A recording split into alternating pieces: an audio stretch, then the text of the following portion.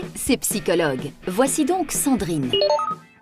Elle aide tous ceux qui connaissent des problèmes, des moments de dépression, des crises. C'est une professionnelle du fonctionnement psychique et des relations interpersonnelles. Comment ? En libérant la parole, en prenant en compte avec empathie la singularité de la personne. On pourrait dire que l'aspect principal de mon travail, ce serait d'aider les personnes à un moment difficile de leur vie et de les accompagner dans une réflexion pour essayer de les amener à retrouver une plus grande sérénité qui leur permet de nouveau faire des choix. L'essentiel de son temps, Sandrine le passe à observer finement le comportement. Elle écoute et surtout tente de comprendre, en particulier ce qui n'est pas dit. Mais pour décoder, elle dispose de tout un arsenal de théories et de pratiques scientifiquement validées.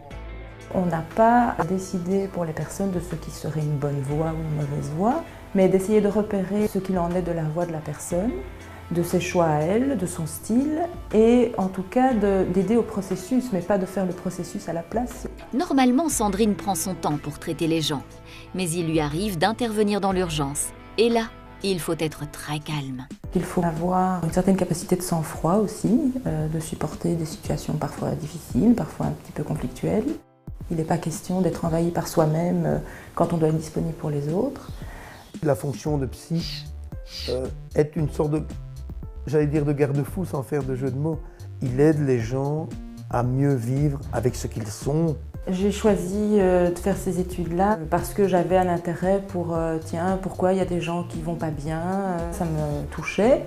L'université forme un psychologue généraliste et puis en fonction de la branche qui vous intéresse, il faut continuer à faire des formations. Sandrine recueille des confidences, des revendications, des rancœurs, des souffrances.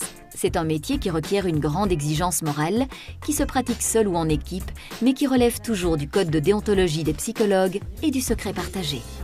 On ne pense pas à la place d'un autre, mais en étant très en contact avec l'esprit de l'autre, on peut arriver à reformuler pour lui et à penser avec lui certaines choses, et ça peut aider.